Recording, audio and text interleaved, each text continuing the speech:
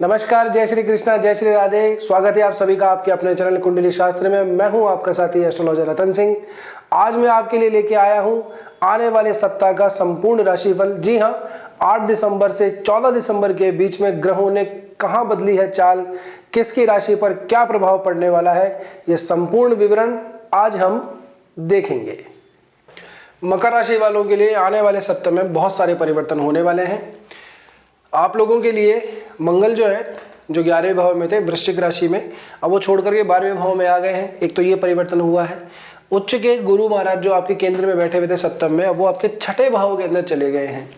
ये दो परिवर्तन आप लोगों के लिए बहुत ज़्यादा बड़े हैं। इसके अलावा बुध महाराज जो आपके केंद्र के अंदर बैठे थे दशम भाव के अंदर, वो भी एकादश में जा चुके हैं।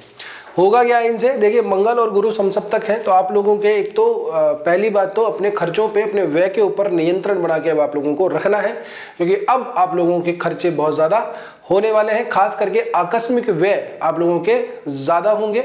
टूर एंड ट्रैवल का अगर कोई काम है आप लोगों का तो आप वो कर सकते हैं, लेकिन अपने बजट को थोड़ा सा बना लीजिएगा पहले। शनि भी मंगल से जो है एक दूसरे से दृष्ट है। चौथी दृष्टि यहाँ से शनि पे पड़ रही है मंगल की, और शनि की 10वीं दृष्टि भी मंगल पे पड़ रही है। तो मंगल और शनि का आपस का जो संबंध है, क्योंकि आप लोगों के लिए जो राशिश है मंगल शनि ही बनते हैं, तो शनि अपने भाव से एक तो तीसरे गए हुए हैं, तीसरे भाव में बैठे हुए हैं, फिर दूसरा मंगल के इन्फ्लुएंस में पूरी तरह से आ रहे हैं। तो आप लोगों के लिए अभी का जो समय है यात्राओं का समय है, खर्चों का समय है।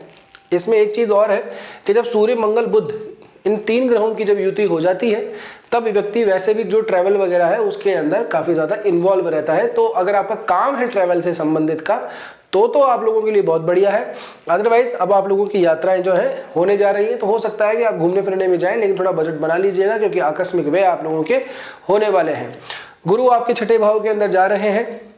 यहाँ से मार्च तक तो ये वक्री रहेंगे, फिर जून में जाकर के स्थान बदलेंगे। और अमूमन अगले 6-7 महीने तक गुरु जो है आप लोगों के छठे भाव में रहेंगे। तो थोड़ा सा अपना पेट का, डाइजेशन का थोड़ा सा ज़्यादा ध्यान रखिएगा।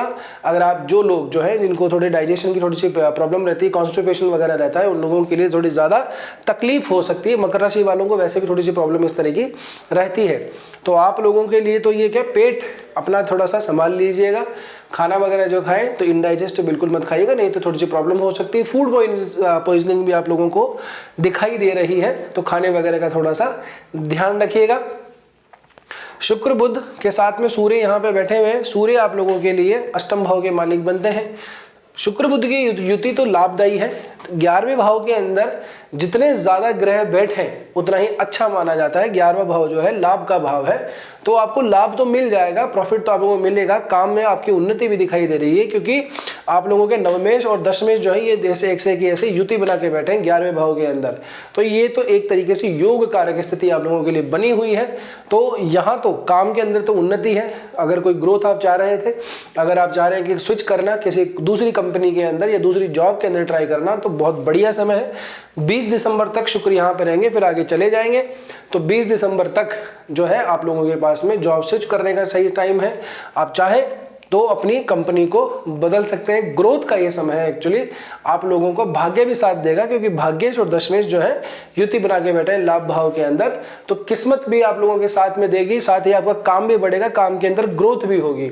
यहाँ तो बहुत बढ़िया व्यवस्था है। हाँ, प्रॉफिट करने के लिए थोड़ा खर्चा आप लोगों को करना पड़ सकता है, खास करके जिन लोगों का काम वगैरह चलता है, कोई बिजनेसमैन है, व्यापार वगैरह करते हैं, खुद की सोलो कोई प्रॉपर्टी आप रन करते हैं, आपका रेंट का से संबंधित काम है, या फिर आप लोगों का जो है खुद ही अकेले बिजनेस करते हैं, कोई दुकान वगैरह है आप लोगों की, तो आप लोग जो है कोई ट्रैवल करें तो उसके अंदर अपने काम को इन्वॉल्व कर लीजिएगा। नहीं तो क्या है कि आपके खर्चा व्यर्थ हो जाएगा, क्योंकि एक बात दिमाग में बैठा लीजिए, आपके आकस्मिक खर्चों का समय आ चुका है।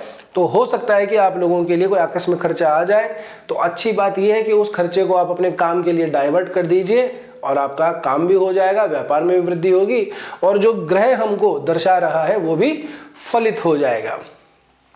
बात करें आप लोगों की रिलेशनशिप की, तो आपके प्रेम भाव का स्वामी लाभ भाव के अंदर बैठा, बहुत बढ़िया है। सीधी सीधी दृष्टि भी यहाँ पे पड़ती है शुक्र और बुध की, साथ में सूर्य की। तो प्रेम संबंधों के लिए समय ठीक है। काम जो है आप थोड़ा सा आगे बढ़ाइए, बात को थोड़ा सा आगे बढ़ाइए, शादी वगैरह के तक लेके जाइए, बात बन जाएगी, चिंता करने की जरूरत नहीं है। जिनको नहीं अभी तक कोई पार्टनर मिला है, उसकी तलाश के अंदर है, तो तलाश भी आप लोगों की जल्दी समाप्त होने वाली है। अगर ये आपकी तलाश 20 दिसंबर तक समाप्त हो जाती है तो बहुत बढ़िया है, नहीं तो फिर इसके बाद में आपको समय और ज़्यादा लग जाएगा, यानी कि इंतज़ार करना पड़ेगा। तो इन 10-15 दिनों के अंदर अंदर अपने काम को गति दे लीजिए।